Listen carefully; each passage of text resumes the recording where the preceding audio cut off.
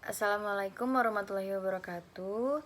Saya Priska Valentina dengan NIM B103120111137 dari kelas Akuntansi C Fakultas Ekonomi dan Bisnis Universitas Tanjung Pura. Pada kesempatan kali ini, saya akan membahas materi tentang market basket analysis. Nah, yang pertama kita masuki konsep dari market basket analysis.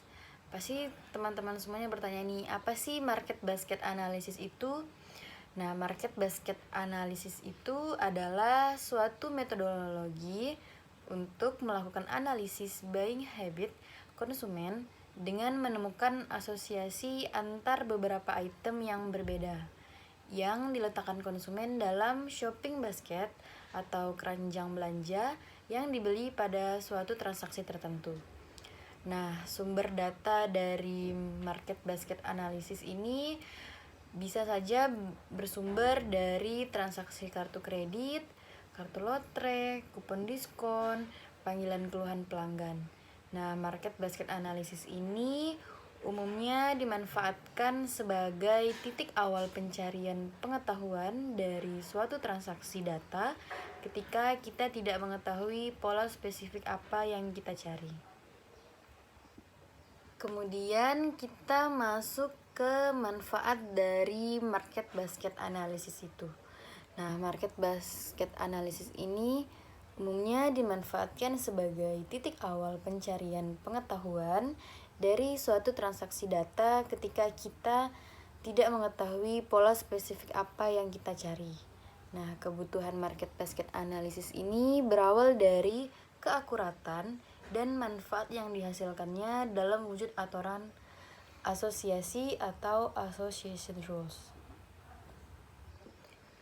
Nah, kemudian kita masuk ke tujuan dari market basket analysis.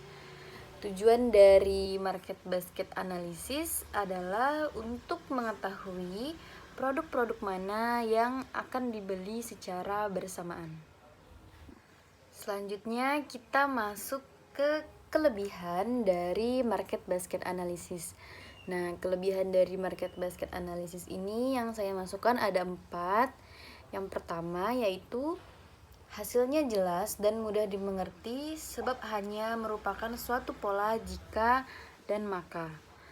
Lalu yang kedua yaitu market basket analysis sangat berguna untuk undirected data mining, yaitu pencarian awal dari suatu pola.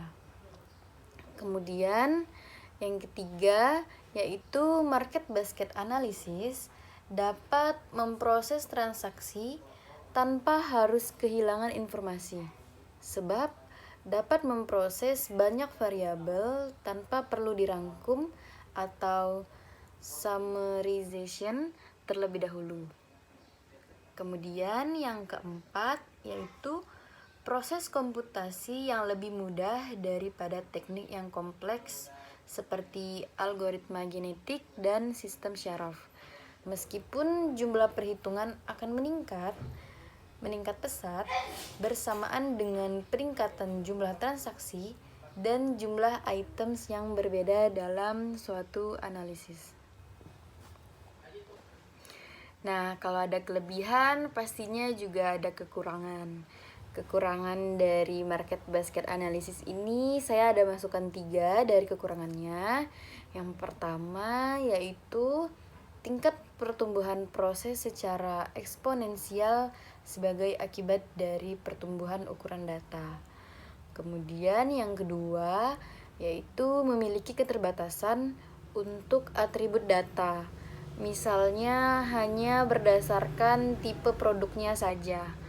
Kemudian yang ketiga yaitu sulit untuk menentukan items yang akan diolah secara tepat, sebab frekuensi dari items tersebut harus diusahakan seimbang. Nah, selanjutnya kita masuk ke prosedur kerja dari market basket analysis.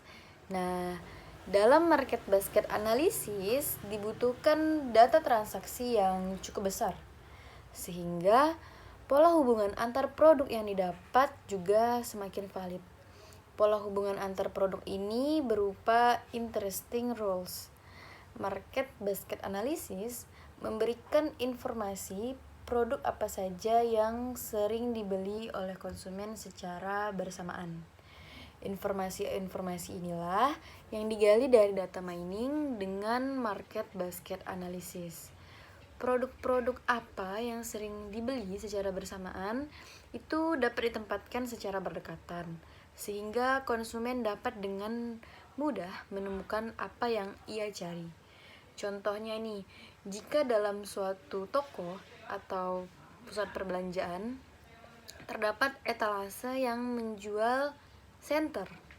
Nah, kemudian senter itu secara yang kita ketahui untuk menggunakannya memerlukan baterai. Biasanya kalau kita beli baru itu belum include dengan baterainya. Kemudian si pemilik toko tentu saja akan meletakkan etalase baterai itu di sebelah dari etalase senter tersebut. Kenapa? Karena untuk memudahkan konsumen menemukan apa yang diperlukannya. Karena jika kita memerlukan senter, pasti juga kita akan memerlukan baterainya untuk menyalakan senter tersebut. Dengan demikian, para konsumen juga akan merasa puas nih, dan penjualan juga yang pastinya akan meningkat. Nah, inilah manfaat juga dari atau cara kerja dari market basket analysis ini. Nah, dengan demikian, para konsumen akan merasa puas dan penjualan juga akan meningkat. Nah, market basket analysis ini bermula dari transaksi-transaksi yang berisi satu atau lebih produk atau pelayanan dan beberapa informasi sementara dari transaksi-transaksi tersebut. Nah, kemudian kita masuk ke tipe-tipe dari market basket analysis. Nah, tipe-tipenya di sini ada dua, yaitu yang pertama prediktif. Nah, analisis prediktif ini melihat barang apa saja yang dibeli oleh konsumen pada sebuah perusahaan dalam waktu yang berurutan. Nah, dengan mengetahui hal ini, perusahaan bisa melakukan penjualan silang yang mungkin terjadi ke depannya. Misalnya nih, dalam suatu perusahaan yang memproduksi handphone. Nah, ada perusahaan yang memproduksi handphone, mereka hanya menjual produk handphonenya saja, tidak dengan aksesoris lainnya, yaitu misalnya ada anti gores, terus ada charger handphonenya, kemudian juga earphone-nya. Nah, dengan demikian para pembeli yang membeli handphone ini tentu saja memerlukan aksesoris-aksesoris tersebut, yang terutama itu adalah chargernya. Nah, perusahaan di sini melakukan strategi di mana jika konsumen membeli produk ini, pasti mereka juga memerlukan produk yang lainnya. Mereka pasti akan menawarkan kepada konsumen agar bisa membeli produk mereka yang lain. Nah, ini yang dimaksud juga dengan penjualan silang. Nah, kemudian tipe yang kedua yaitu ada diferensial. Nah, diferensial market basket analysis ini berguna untuk analisis pesaing. Ia digunakan untuk membandingkan riwayat pembelian antar toko, antar musim, antar dua periode waktu. Nah, antara hari yang berbeda dalam satu minggu dan lain-lain, demi menemukan pola yang menarik dalam perilaku konsumen. Nah, biasanya ini bisa diketahui dari riwayat pembelian dari satu toko dengan toko yang lainnya. Nah, kemudian biasanya satu toko yang lainnya itu bisa mungkin menyamakan apa sih yang dijual oleh toko tersebut dengan toko yang lainnya. Nah, dengan demikian ini juga merupakan salah satu strategi dari sebuah perusahaan dalam menjual produknya dengan mengetahui dari riwayat pesaingnya. Kira-kira seperti itu.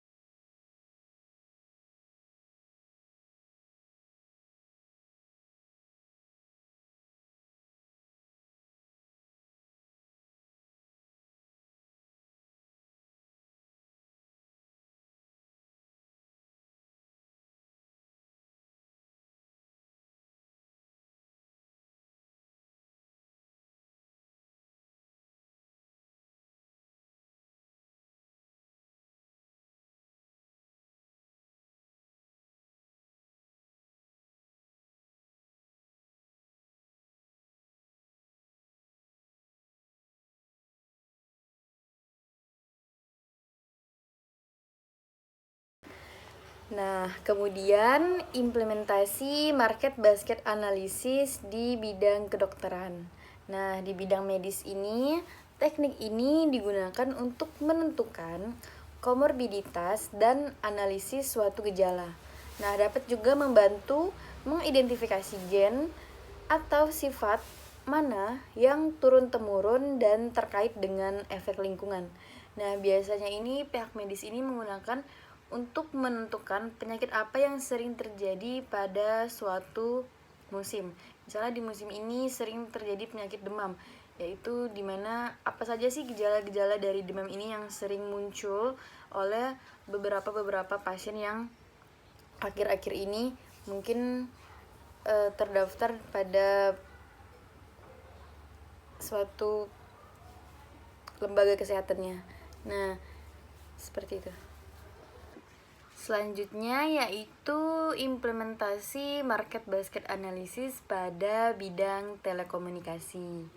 Nah, di bidang telekomunikasi ini biasanya dengan persaingan yang semakin meningkat di sektor telekomunikasi, bisnis ini menaruh perhatian besar pada layanan yang sering digunakan pelanggan. Misalnya Telekom. Kini menggabungkan paket TV dan internet di samping diskon layanan online lainnya. Nah, contohnya ini biasanya pada IndiHome.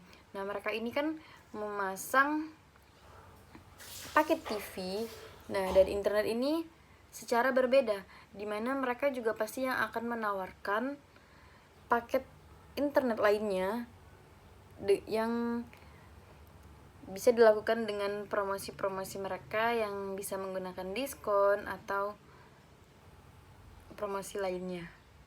Nah, dengan begitu, para pengguna ini biasanya akan tertarik untuk membeli. Nah, dengan demikian, mereka juga bisa menjual produk secara bersamaan dengan dua produk yang berbeda. Dengan begitu, penjualan di perusahaan mereka juga pastinya akan meningkat. Nah, demikian penyampaian materi oleh saya terkait dengan market basket analysis. Nah, yang telah saya sampaikan tadi berasal dari sumber referensinya telah saya cantumkan di layar, yaitu ada 2. Nah, demikian penyampaian materi oleh saya. Maaf jika ada kata-kata yang salah atau salah dalam penyampaian materinya atau kurang berkenan di para penonton semua. Saya ucapkan sekian dan terima kasih. Video ini saya bikin dalam memenuhi tugas dari mata kuliah analisis big data. Demikian dari saya. Sekian. Assalamualaikum warahmatullahi wabarakatuh.